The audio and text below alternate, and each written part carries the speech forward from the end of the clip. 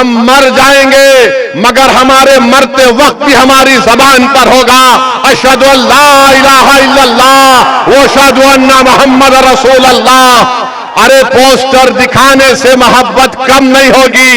तुमने हम पर एक बहुत बड़ा एहसान कर दिया। जिन पुलिस के ओहदेदारों ने आई लव मोहम्मद का पोस्टर दिखा दिया, हम पुकार कर कहेंगे कि अल्लाह तू गवाह और शाहिद रहना कि हमारे तेरे घर से हमने तेरे हबीब मोहम्मद सल्लल्लाहु अलैहि वसल्लम के मोहब्बत का जिक्र किया। मैं आपको बताते हुए तकलीफ महसूस करता हूं कि संभल में मुस्तफा कादरी मस्जिद को गवर्नमेंट की जमीन कहकर शहीद कर दिया गया और वहीं पर वाराणसी में अजगैब शाहिद मस्जिद को शहीद कर दिया गया रेलवे लाइन कहकर। और उत्तर प्रदेश में संभल की मस्जिद को जब तोड़ दिया गया तो मस्जिद से पुलिस ने बताया कि वहां से पोस्टर निकले जिस पर लिखा हुआ था आई लव मोहम्मद। मैं बताना चाह रहा हूं कि दुनिया के जितने मुसलमान हैं उन तमाम का ईमान यह है कि हम मोहम्मद सल्लल्लाहु अलैहि वसल्लम से मोहब्बत करने वाले हैं। हमारा ईमान ही मुकम्मल नहीं होता जब तक हम मोहम्मद सल्लल्लाहु अलैहि वसल्लम से मोहब्बत नहीं करते हैं। अगर कोई उत्तर प्रदेश की सरकार ये समझ रही है कि पोस्टर दिखाकर आई लव मोहम्मद के दिखाकर आप उत्तर प्रदेश या भारत के मुसलमानों से मोहम्मद सल्लल्लाहु अलैहि वसल्लम की मोहब्बत को कम कर सकते, हम मर जाएंगे मगर हमारे मरते वक्त भी हमारी जबान पर होगा अशहदु अल्ला इलाहा इल्लल्लाह व अशहदु अन्ना मुहम्मद रसूल अल्लाह। अरे पोस्टर दिखाने से मोहब्बत कम नहीं होगी। तुमने हम पर एक बहुत बड़ा एहसान कर दिया। जिन पुलिस के ओहदेदारों ने आई लव मोहम्मद का पोस्टर दिखा दिया, हम पुकार कर कहेंगे कि अल्लाह तू गवाह और शाहिद रहना कि हमारे तेरे घर से हमने तेरे हबीब मोहम्मद सल्लल्लाहु अलैहि वसल्लम के मोहब्बत का जिक्र किया। अरे क्या करना चाहते हो तुम लोग? भारत के संविधान में आर्टिकल 25 है, फ्रीडम ऑफ रिलीजन है, मुझे अपने मजहब पर चलने की आजादी है। और शेख मुजद्दिद अल-फैतानी रहमतुल्लाह अलैह ने कहा था कि मैं मुसलमान इसलिए हूं क्योंकि मोहम्मद रसूलुल्लाह सल्लल्लाहु अलैहि वसल्लम ने मुझे इस्लाम सिखाया।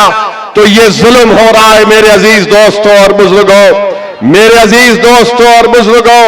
फिर आप जानते हैं कि आए दिन कई ना कई वाकयात होते हैं। मैंने 2 दिन पहले उत्तर प्रदेश के मुख्यमंत्री का एक वीडियो देखा जिसमें उत्तर प्रदेश के मुख्यमंत्री ने कहा कि बेटी सबकी होती है, चाहे किसी समाजवादी पार्टी के नेता की क्यों ना हो। हम उत्तर प्रदेश के मुख्यमंत्री से कहना चाह रहे हैं, अगर समाजवादी पार्टी के नेता की बेटी को आप बेटी समझते हैं तो मुजफ्फरनगर कांड में ऐसे कई मुस्लिम महिलाओं की रेप हुआ था, अस्मत रेजी हुई थी, बलात्कार हुआ था। क्या उत्तर प्रदेश के मुख्यमंत्री उन 6 मुस्लिम महिलाओं को जिनको अभी तक इंसाफ नहीं मिला, क्या उनको अपनी बेटी समझकर वो उनको इंसाफ दिलाएंगे? इसका जवाब उत्तर प्रदेश के मुख्यमंत्री को देना पड़ेगा। और फिर मैनपुरी में मई की 20 तारीख को वारिस अली को कत्ल कर दिया गया। वारिस अली की बेटी स्वाहिदा उत्तर प्रदेश के मुख्यमंत्री से कह रही है कि मुझसे इंसाफ करो। देखना यह है कि क्या उत्तर प्रदेश के मुख्यमंत्री इंसाफ करेंगे या नहीं करेंगे। मेरे अजीज दोस्तों और बुजुर्गों, मुझ पर इल्जाम लगा दिया जाता है। आज हम आपकी इस मुबारक सरजमीन को आ रहे थे, ये बहादुरों की सरजमीन है बहरेच और मटेरा, तो ये समाजवादी पार्टी के लोग ये कहना शुरू कर दिए कि असदुद्दीन ओवैसी आएगा तो भाजपा को फायदा होगा।